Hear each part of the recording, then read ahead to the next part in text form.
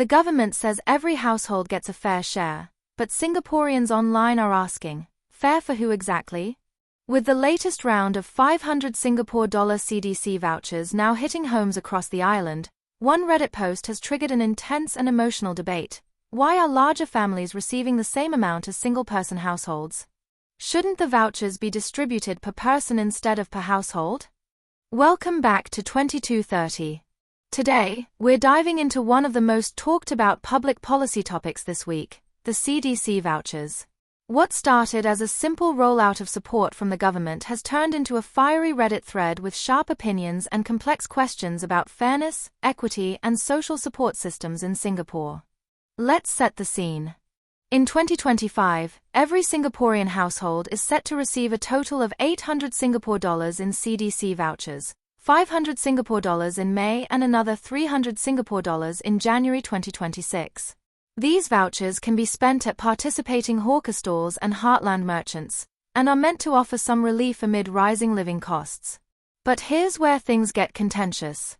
A Redditor recently posted their frustration on Singapore, arguing that distributing vouchers per household penalizes families with more dependents. For example, a 5-person family receives the same 500 Singapore dollars as a person living alone. That means each family member is effectively getting just 100 Singapore dollar worth of support, compared to 500 Singapore dollars for a single individual. Is that really fair?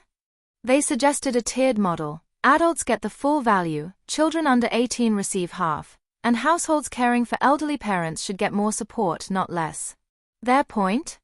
The current system doesn't reflect real-life responsibilities, especially in multi-generational homes or households with kids. And the internet responded fast. Some agreed wholeheartedly, saying the system was outdated and blunt. Others suggested income-based distribution would be more effective. After all, we already use income levels for schemes like the GST voucher and CHUS. So why not apply the same logic here? But then came a counterpoint: practicality. For the scheme to work smoothly, especially for hawkers and small shopkeepers, it needs to stay simple. An income-tiered or headcount-based voucher system would complicate things. Vendors would need to verify eligibility, track usage by person, or even manage ID scans. Not exactly practical when there's a queue forming at the back Chayami stall. Then there's the political tightrope. If you distribute by income, some middle-income households might feel excluded again. And when it comes to voter sentiment, the government knows well that perception of fairness can be as important as actual need. But one of the most eye-opening responses came from a small business owner who shared a perspective from the ground. They pointed out that large F&B groups like Kimley and other coffee shop chains are eligible to accept these CDC vouchers, just like your neighborhood noodle stall. So instead of truly channeling funds into small local businesses, the vouchers could end up feeding corporate coffers. So here's the million-dollar question: who is the CDC voucher scheme really helping? Is it supporting everyday families and small businesses, or is the execution undermining its very intent? This isn't just about vouchers. It's a reflection of a bigger conversation we need to have, about how government aid is structured, who it really benefits, and whether simplicity is coming at the cost of true equity.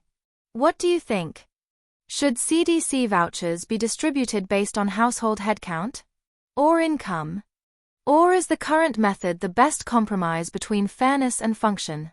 Let us know in the comments, and if you've experienced this firsthand, we'd love to hear your story.